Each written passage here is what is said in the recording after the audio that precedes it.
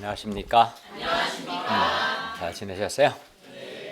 오늘 말씀 제목은 의인과 악인의 부활이 있으리라입니다. 말씀은 사도행전 24장 1절에서 25장 12절입니다. 요절 사도행전 24장 15절과 16절을 같이 읽겠습니다. 24장 15, 16절 시작. 그들의 기다림과 하나님께 향한 소망을 나도 가졌으니 곧 의인과 악인의 부활이 있으리라 함이니이다. 이것으로 말미암아 나도 하나님과 사람에 대하여 항상 양심에 거리낌이 없기를 믿으나이다. 기도하겠습니다.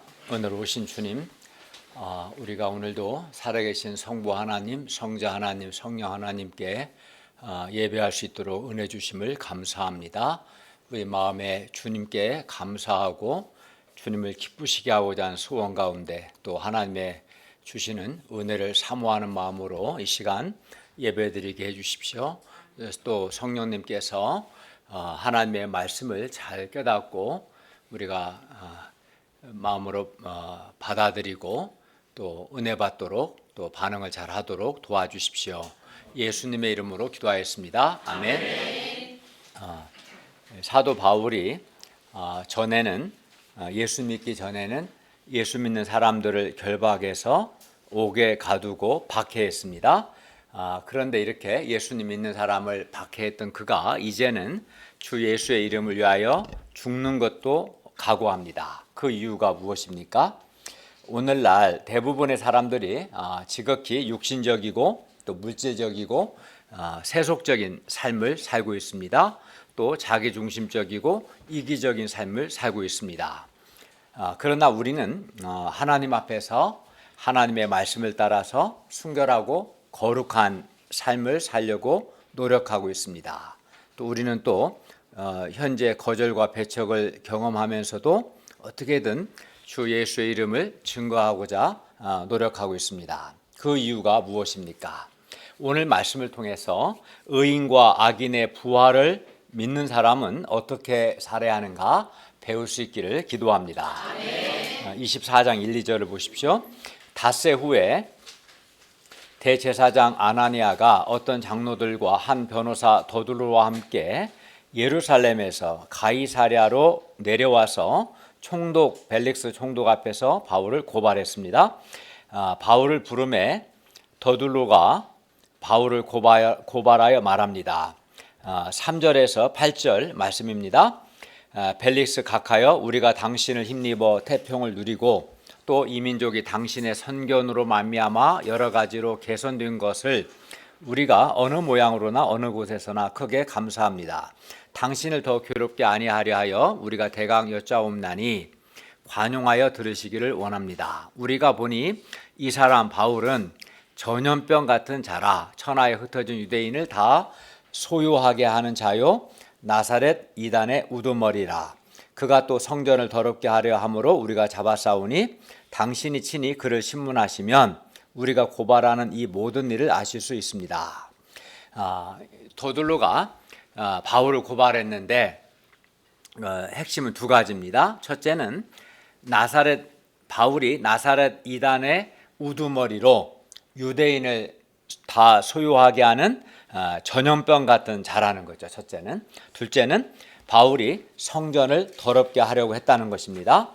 여기서 바울이 전염병 같은 자라는 것은 우리가 코로나19를 겪어봐서 알듯이 바울이 전염병과 같이 많은 사람을 해롭게 하는 매우 위험한 인물이라는 뜻이에요. 전염병은 그걸 방치하게 되면 굉장히 피가 크죠. 그래서 바울이 전염병과 같이 많은 사람을 해롭게 하는 위험한 인물이라는 뜻입니다. 그래서 천하에 흩어진 유대인을 다 소유하게 하는 소동을 일으키는 트러블 메이커다라는 뜻입니다. 그리고 나사렛 이단의 우두머리라는 것입니다. 여기서 나사렛 이단이란 당시 예수 믿는 사람을 경멸적으로 부른 말이었습니다. 예수 믿지 않는 사람들이. 그래서 바울은 예수 믿는 사람들의 우두머리, 대장이라는 뜻입니다. 또 바울이 성전을 더럽게 했다는 겁니다. 그러니까 바울은 예수 믿는 사람들의 우두머리로서 유대인들을 다 소유하게 하고 또 유대인들의 삶의 중심인 성전을 더럽게 함으로써 유대 사회의 질서를 어지럽혔다는 뜻입니다. 그러니까 바울의 문제는 종교적인 문제를 뛰어넘어 정치적인 문제라는 뜻입니다. 이게 이제 이들의 고발 내용이죠. 그러나 바울은 23장 6절에서 우리 지난 시간에 했었는데요. 6절에서 자신은 바리새인으로서 죽은 자의 소망 곧 부활로 말미암아 신문을 받는다고 했습니다. 그렇기 때문에 바울의 문제는 종교적인 문제지 로마법으로 처벌해야 할 어떤 정치적인 문제가 아니었습니다. 또 천부장 루시아, 로마 장교인 천부장 루시아 역시 23장 29절에서 그렇게 보고했습니다. 즉 고발하는 것이 그들의 율법 문제에 관한 것뿐이요 한 가지도 죽이거나 결박할 사유가 없음을 발견했습니다. 라고 이제 총독에게 천부장 루시아가 보고했죠. 그러니까 바울은 잘못한 것이 없고 특히 그건 종교적인 문제였다라고 말합니다. 그럼에도 불구하고 더둘로가 바울이 유대인을 다 소유하게 한다는 정치적인 문제로 몰아가는 것은 그렇게 정치적인 문제로 몰아가야만 바울을 로마법으로 처벌할 수 있었기 때문입니다. 9절을 보십시오. 유대인들도 이에 참가하여 더둘로의 말이 옳다 주장했습니다. 그러면 그러니까 더둘로는 그 변호사죠. 바울을 고발하는 사람들의 이제 산 변호사고 원고 측 입장이죠. 또 벨릭스 총독은 재판장이죠. 법정인데 지금 이제 바울이 피고 측이죠. 바울은 이제 변호사가 없어요. 이제 혼자 변론하는데 10절을 보십시오. 총독이 바울에게 머리로 표시하여 말하라 하니 이제 바울이 말합니다. 10절 하반절에서 13절을 보십시오. 당신이 여러 해 전부터 이 민족의 재판장 된 것을 내가 알고 내 사건에 대하여 기꺼이 변명합니다. 당신이 아실 수 있는 바와 같이 내가 예루살렘에 예배하러 올라간 지 열 이틀밖에 안 되었고 딱 10일밖에 안 되었다는 거예요. 그리고 그들은 내가 성전에서 누구와 변론하는 것이나 회당 또는 시중에서 무리를 소동하게 하는 것을 보지 못하였다. 그러니까 소유하겠다면 뭔가 이렇게 사람과 변론하거나 소동하는 것을 봤어야 하는데 보지 못하였으니 이제 나를 고발하는 모든 일에 대하여 그들이 능히 당신 앞에 내세울 것이 없나이다. 그러니까 내세울 만한 증인이나 증거가 없다는 뜻입니다.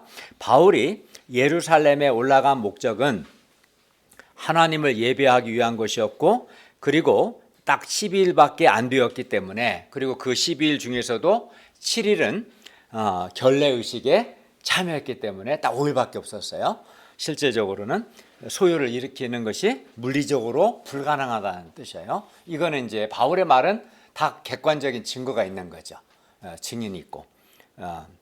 그러나 이제 고발하는 자들은 주장만 했지 바울의 말대로 내세울 곳이 없었어요.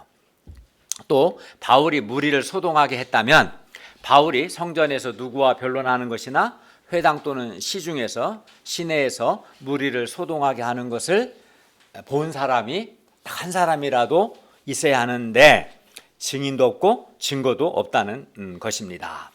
그러니까 이게 법정이기 때문에 철저하게 지금 증거를 가지고 이야기하는 거죠. 바울이 유대인을 소유하게 하지 않았기 때문에 바울이 유대인을 소유하게 하고 성전을 더럽게 하는 것을 본 증인이 없다고 말합니다. 그렇기 때문에 더둘로의 고발 내용은 전혀 사실도 아니고 근거가 없다는 겁니다. 고발했으면 그 고발의 내용을 뒷받침할 만한 증인이 됐든 증거가 있어야 하는데 없다는 거죠. 실제로 더둘로는 아무것도 제시하지 못했어요. 바울은 이제 그가 지금 재판을 받는데 그가 받는 이 재판을 예수님을 증거하는 기회로 적극적으로 활용합니다. 바울은 먼저 그의 믿음에 대해서 말함으로써 예수님을 증거합니다. 14절을 보십시오. 14절 한번 읽어볼까요? 시작. 그러나 이것을 당신께 고백하리이다. 나는 그들이 이단이라 하는 도를 따라 우상의 하나님을 섬기고 율법과 선지자들의 글에 기록된 것을 다 믿으며. 여기서 이단이라고 하는 도는 예수님과 예수님의 말씀을 가리킵니다. 그리고 바울도 바울을 고발하는 유대인들과 같이 조상의 하나님 곧 조상의 하나님은 아브라함의 하나님, 이삭의 하나님, 야곱의 하나님을 가리키는데 이 조상들의 하나님을 섬기며 또 율법과 선지자의 글은 이제 구약 성경을 가리키는 표현인데요. 구약 성경에 기록된 것을 다 믿습니다.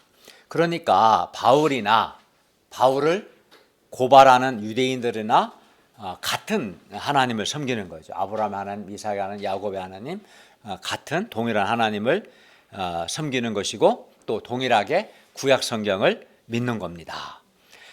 바울을 고발하는 유대인들과 바울이 다른 점은 하나님을 섬긴다, 조상의 하나님을 섬긴다는 것, 구약 성경을 믿는다 같은데 다른 점은 뭐냐면 바울을 고발하는 유대인들은 예수님을 하나님의 아들 그리스도로 믿지 않고 이단이라고 생각한 거예요. 이게 다른 점이에요.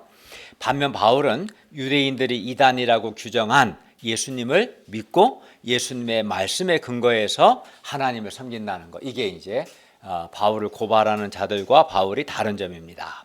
그런데 우리 역시 바울과 같이 이렇게 성경에 기록된 아브라함의 하나님, 이삭의 하나님, 야곱의 하나님, 이번 우리가 가을상이 때 야곱의 하나님, 요셉의 하나님을 배웠잖아요. 그죠? 이 하나님을, 즉 이 하나님은 아브라함의 하나님, 이삭의 하나님, 야곱의 하나님은 우리를 창조하시고 예수 그리스도 안에서 우리를 구원하신 하나님이신데 이 하나님을 우리는 지금 섬기고 있고 또 하나님의 말씀인 성경을 믿습니다. 그러나 어떤 사람들은 우리처럼 아브라함의 하나님, 이삭의 하나님, 야곱의 하나님을 섬기지 않아요. 성경도 물론 안 믿죠. 이들은 창조주 하나님을 섬기지 않고 점쟁이나 무당이나 박수와 같은 샤먼을 의지합니다. 점쟁이나 무당, 박수와 같은 이러한 샤먼을 통해서 자신의 이제 전보러 가고 막 그 굿도 하잖아요.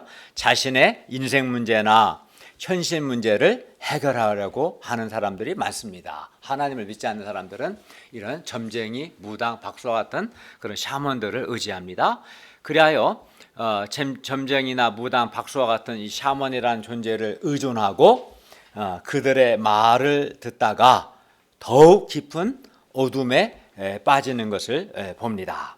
사람이 이런 점쟁이와 같은 샤먼을 의지하게 되면 합리적인 의사결정과 건강한 삶을 살지 못하고 이런 샤먼의 종이 되어 더욱 어둠에 빠집니다.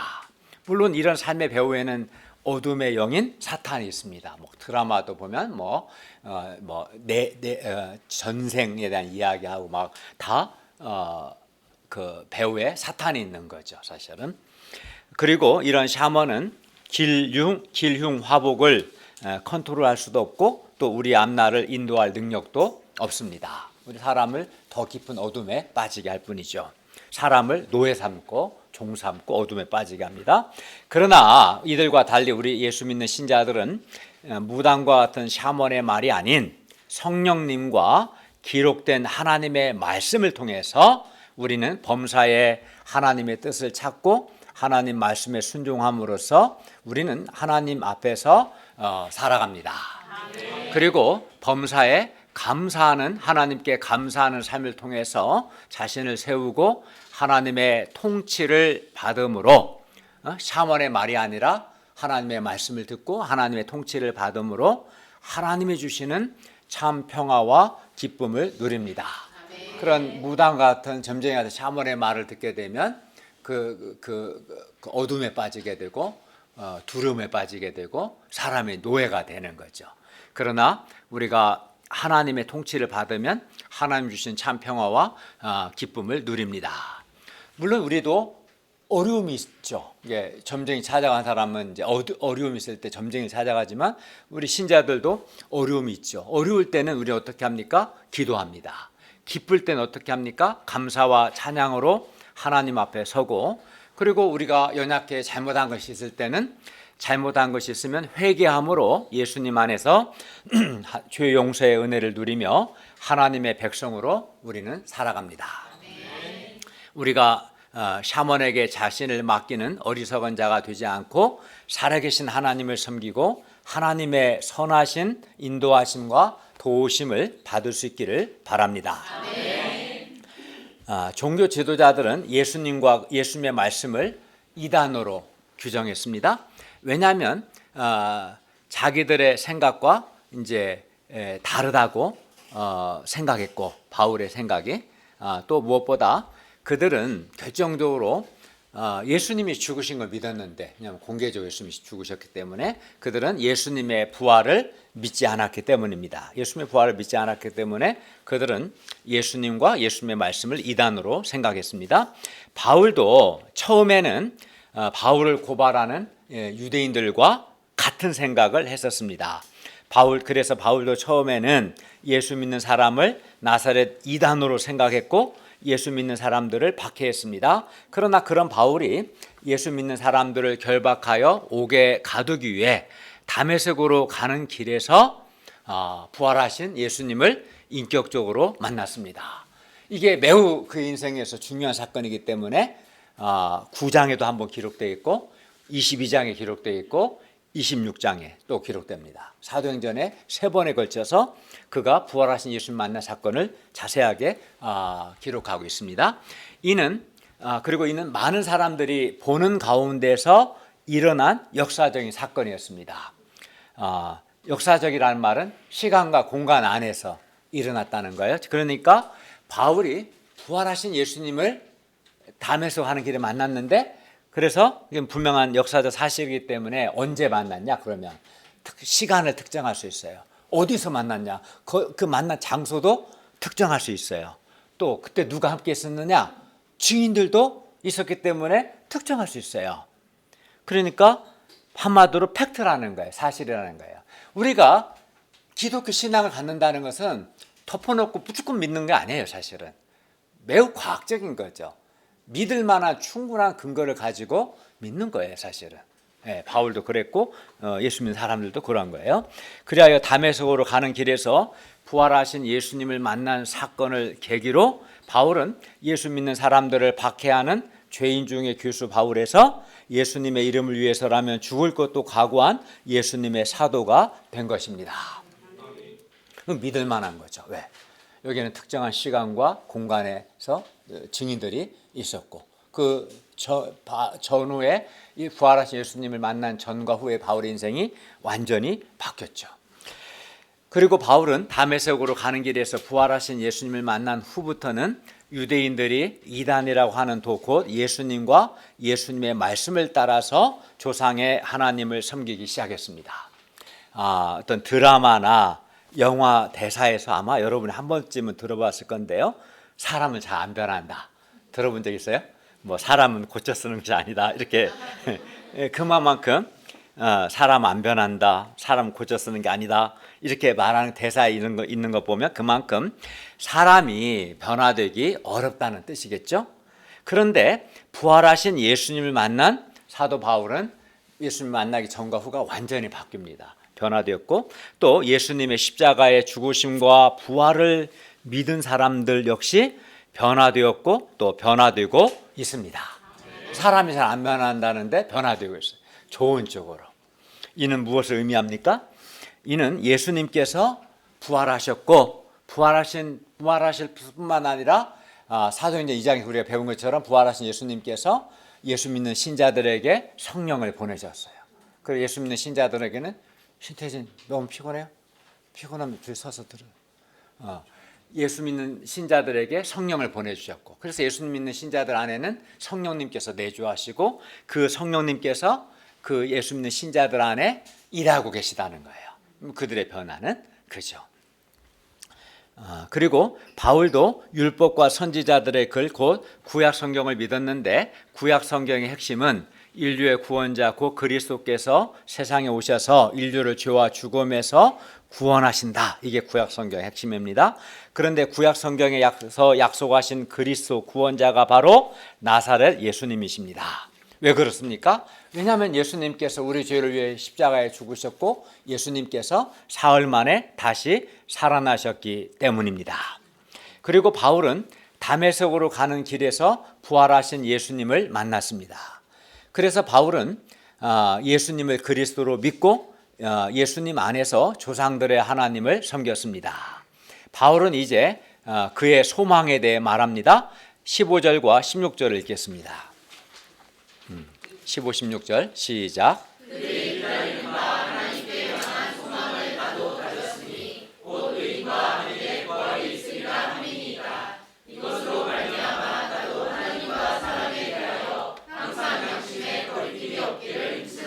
예, 이 말씀은 이런 뜻입니다. 나도 그들과 똑같은 소망을 가졌습니다. 그리고 그 소망은 의인과 악인이 부활한다는 것입니다. 그리고 이 소망으로 말미암아 바울은 하나님과 사람에 대하여 항상 양심에 거리낌이 없기를 힘썼습니다.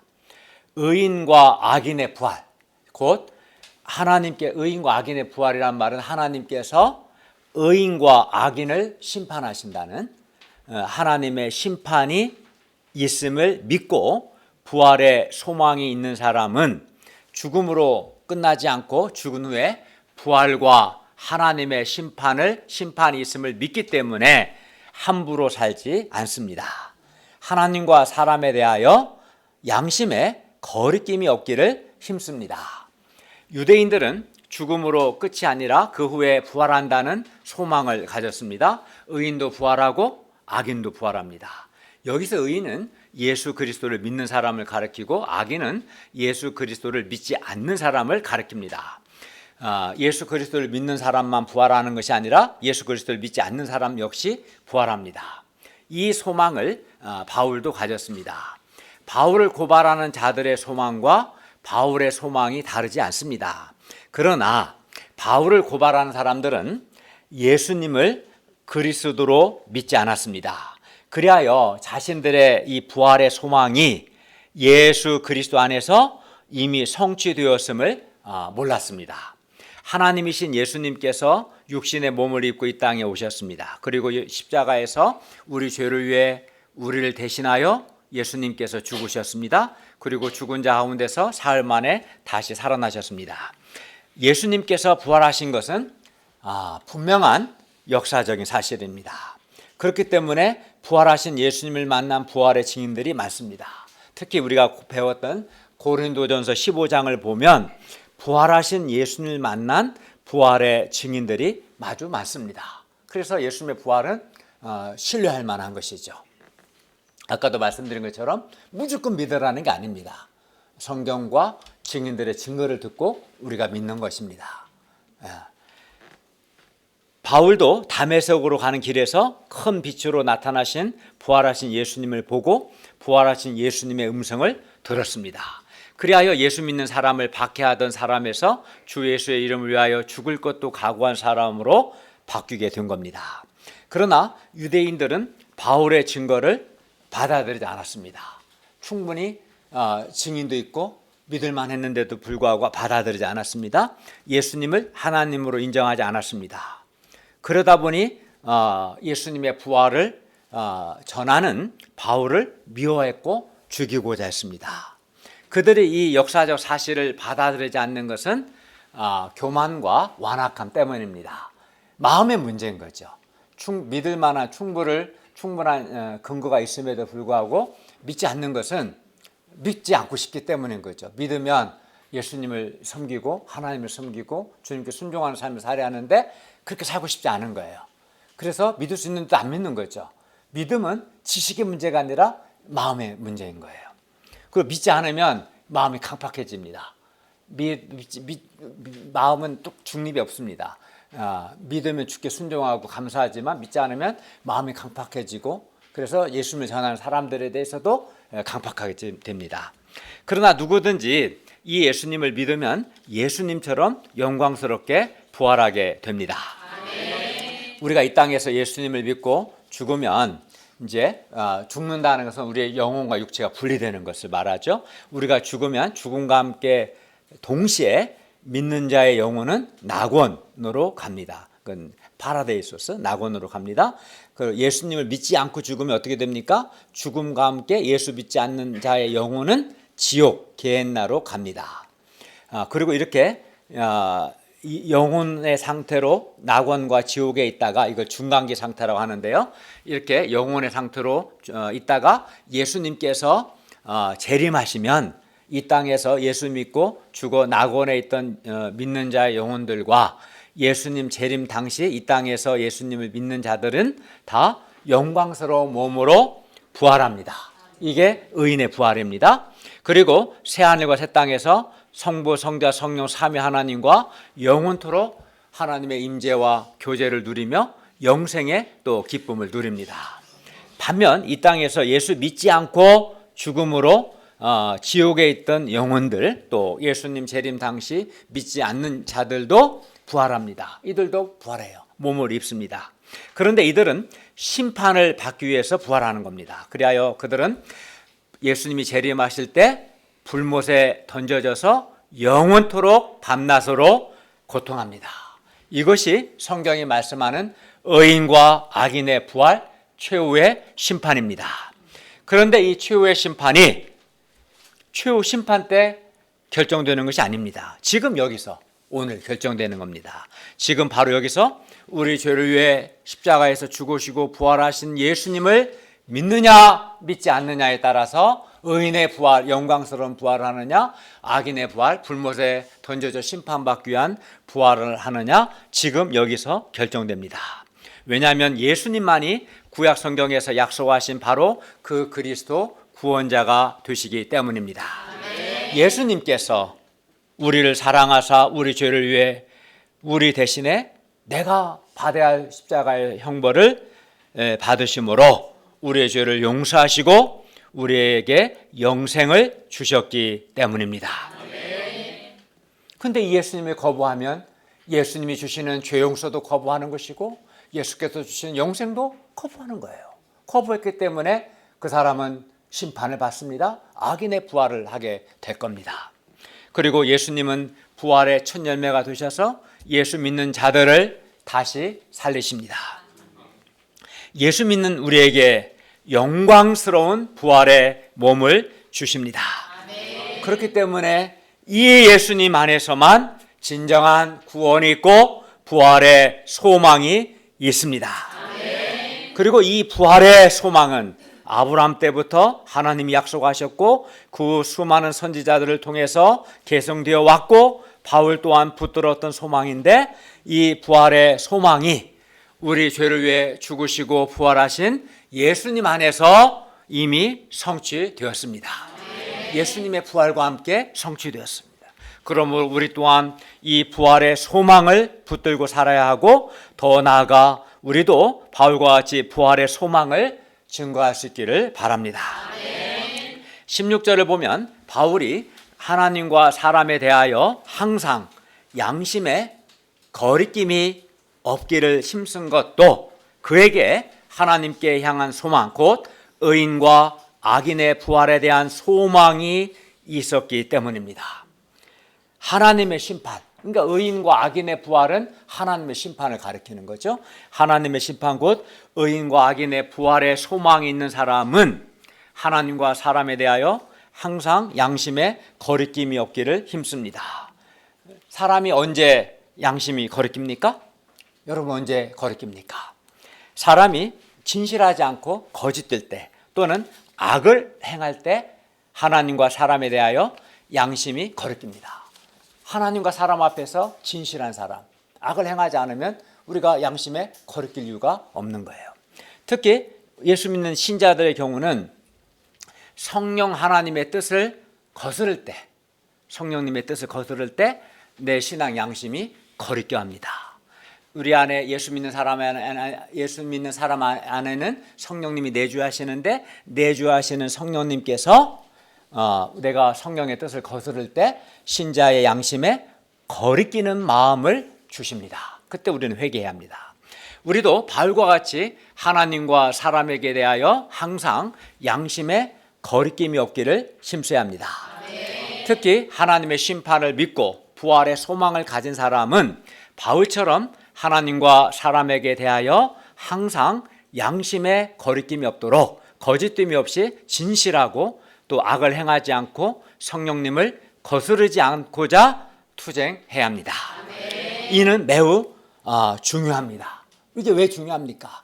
하나님과 사람에 대하여 항상 양심이 거리끼지 않도록 힘쓰는 것이 중요한데 이게 왜 중요합니까? 왜냐하면 신앙 양심에 거리끼는 삶을 살면 그걸로 끝나는 게 아닙니다. 내가 신앙 양심에 거리끼는 삶을 살게 되면 그 사람은 성령 충만함을 받지 못합니다. 하나님과 사람에 대해서 양심이 거리끼는 사람이 성령 충만할 수는 없습니다. 뿐만 아닙니다. 그 사람은 성령 하나님의 다스리심, 성령님의 인도하심, 성령 하나님의 도우심을 받지 못합니다. 그걸 아셔야 합니다. 어떤 사람은 양심에 거리끼는데도 무시하고 하는데 그렇게 하는 건 자유일지 모르겠지만 그 사람은 그 사람은 결코 하나님과 사람에 대하여 신앙 양심이 거리낌에도 불구하고 회개치 않는 자는 결코 성령 충만할 수 없습니다. 성령의 다스림을 못 받습니다. 성령의 인도하심이 없습니다. 성령 하나님의 도우심을 받지 못합니다. 그렇기 때문에 우리가 하나님과 사람에 대하여 양심이 거리끼지 않도록 힘쓰는 것이 매우 중요합니다.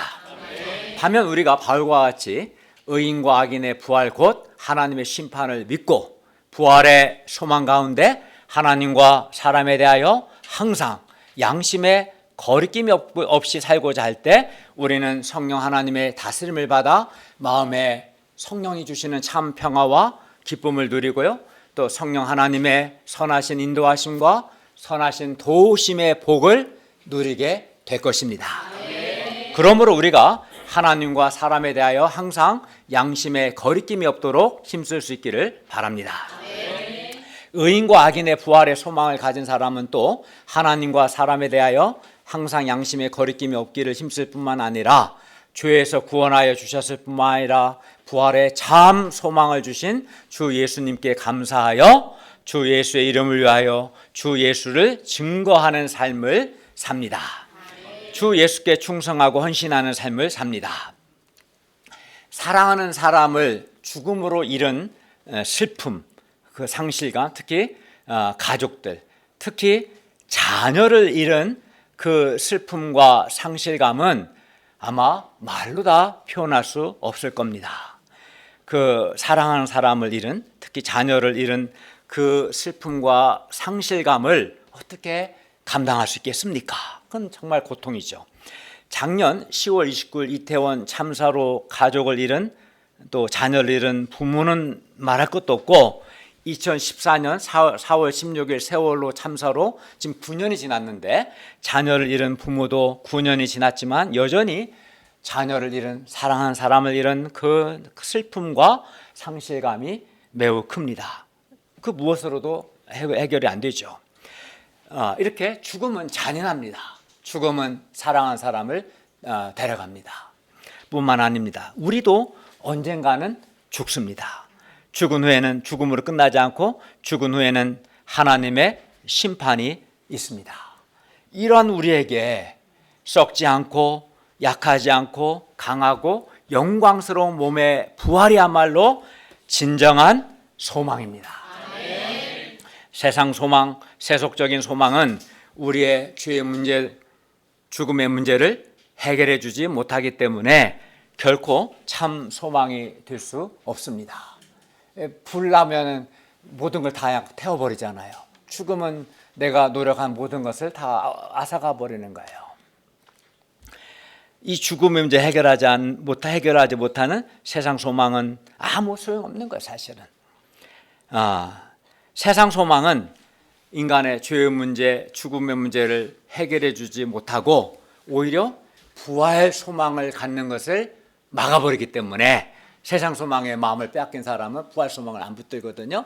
그렇기 때문에 세상 소망은 오히려 진통제와 같고 좀 심하게 표현하면 거의 마약과 같습니다. 마약과 같은 거예요. 마약이 사람을 살립니까? 죽이는 거죠. 망치는 거죠. 부활 소망을 붙들지 못하게 해서 멸망하게 하는 겁니다. 썩지 않고 강하고 영광스러운 몸으로 부활하는 소망이 진정한 소망이고 참 소망입니다. 그래야 부활의 소망이 있으면 오늘 여기서 우리의 삶이 달라집니다. 정말 부활의 소망이 우리로 하여금 모든 여러 어려움들을 능히 이기게 하고 예수님을 증거하는 삶을 감당하고자 하는 소원과 힘을 줍니다. 세상 끝이 다 없어졌어도 부활 참 소망이 남을 때 우리는 현재의 어려움들을 감당할 수 있습니다. 그러므로 의인과 악인의 부활의 소망은 바울도 가졌고 우리의 믿음의 선배들도 가졌고 오늘 우리도 가져야 하는 소망입니다. 부활의 소망은 우리로 하여금 세상과 타협하며 살지 않고 구별된 거룩한 삶을 살게 합니다. 부활의 소망은 우리로 하여금 주님께 헌신하는 삶을 살게 합니다. 하나님과 사람에 대해서 항상 양심의 거리낌이 없는 삶을 살게 합니다. 부활의 소망이야말로 가장 확실한 소망이고 참 소망입니다. 바울은 다시 한번 소유가 없었고 성전을 더럽게 하는 것도 없었음을 말합니다. 17, 18절을 읽겠습니다. 시작.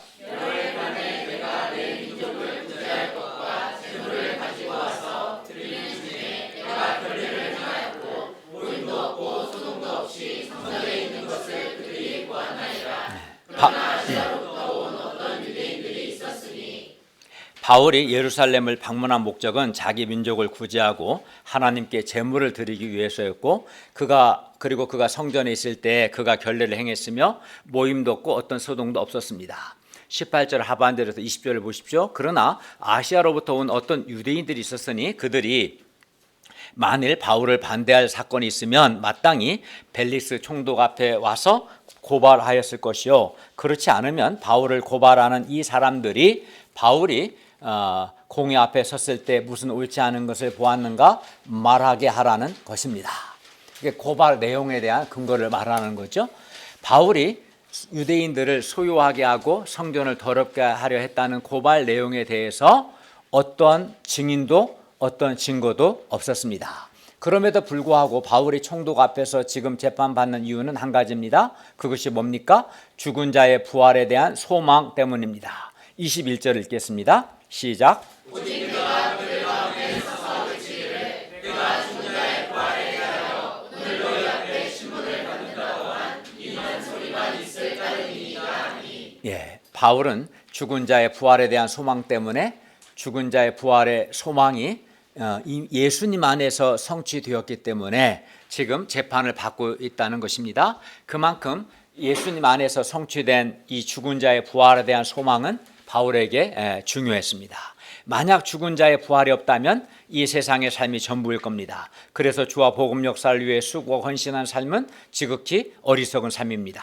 만일 죽은 자의 부활이 없다면 먹고 마시고 즐기는 육신적인 물질적인 이고 현세적이고 세속적인 삶이 가장 지혜로운 것일 겁니다. 그래서 부활을 믿지 않고 부활의 소망이 없는 사람은 정말 그렇게 삽니다. 그렇죠. 그러나 죽은 자의 부활이 있습니다.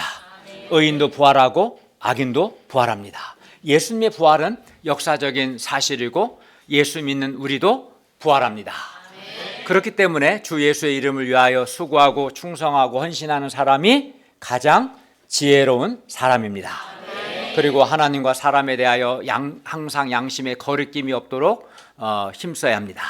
주님께서 우리에게 부활의 소망을 주신 것을 감사합니다. 우리가 부활의 소망 가운데 기쁨과 감사로 주님을 섬기고 하나님과 사람에 대해서 항상 양심의 거리낌이 없도록 힘쓰기를 기도합니다. 22, 23절을 보십시오. 벨릭스가 이 도에 관한 것을 더 자세히 아는 거로 연기하여 말합니다. 천부장 루시아가 내려오거든 너희 일을 처결하리라. 그리고 백부장에게 명하여 바울을 지키되 자유를 주고 그의 친구들이 그를 돌보아 주는 것을 금하지 말라고 했습니다. 총독이 바울에게 자유를 준 것은 유대인들의 고발보다 바울의 말이 더 설득력이 있었기 때문입니다.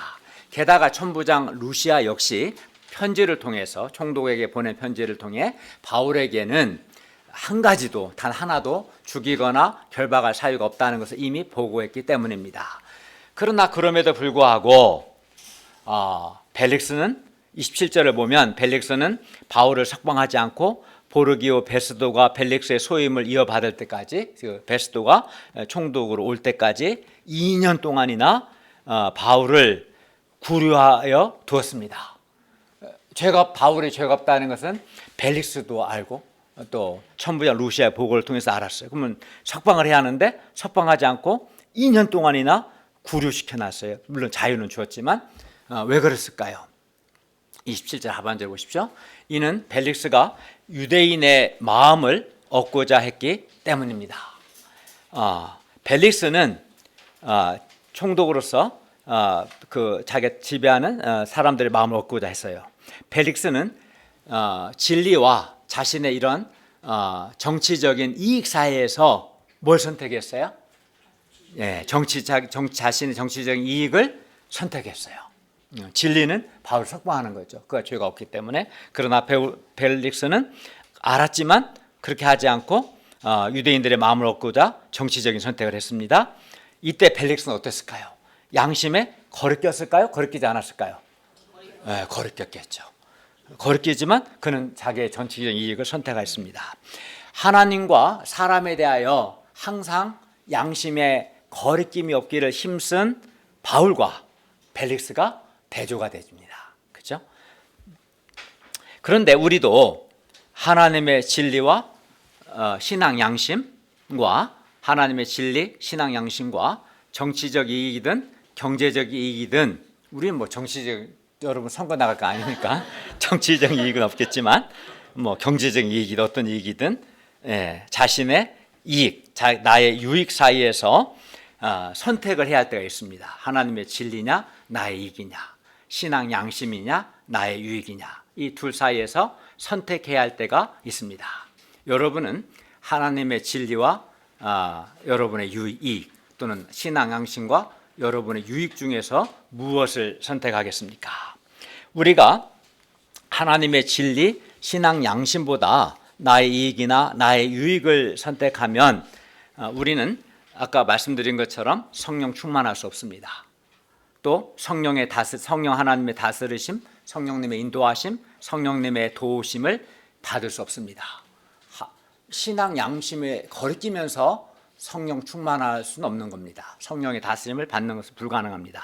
그렇기 때문에 우리는 하나님의 심판을 믿고 부활의 소망 가운데 하나님과 사람에 대하여 항상 양심에 거리낌이 없도록 힘쓰기를 바랍니다.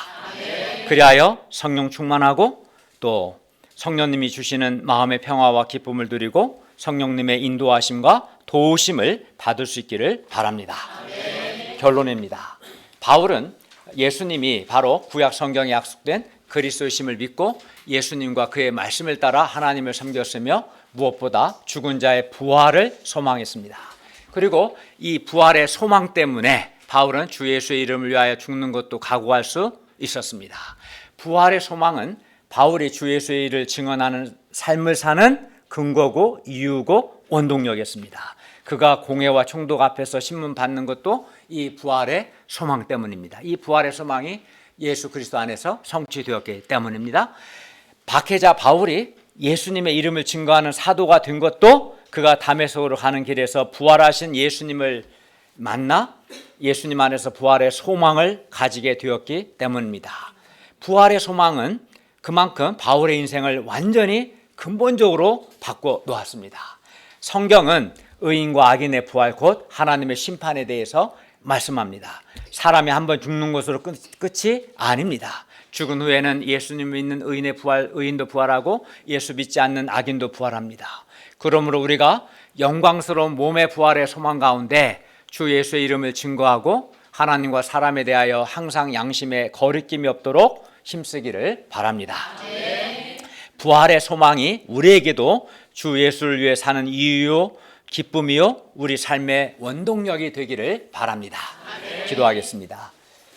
은혜로우신 주님, 오늘 말씀을 통해서 바울이 부활하신 예수님을 만난 것이 특정한 시간과 공간 안에서 이루어졌고 또 증인들이 있는 신뢰할 만한 것이고 또 이 부활의 예수님을 만나고 믿을 때 부활의 참 소망을 갖게 되고 하나님과 사람에 대해서 항상 양심이 거리낌이 없도록 힘쓰게 됨을 배웠습니다. 우리가 예수님께서 우리 죄를 위해 죽으시고 부활하신 것을 믿고 이 부활의 참 소망을 붙들고 우리도 주님을 위해 살고 하나님과 사람에 대하여 항상 양심에 거리낌이 없도록 힘쓰는 삶 살게 해 주시기를 기도합니다. 그리하여 늘 성령 충만하고 성령 하나님의 다스리심과 인도하심과 도우심을 받는 복을 풍성하게 누리게 하여 주시옵소서. 예수님의 이름으로 기도하였습니다. 아멘.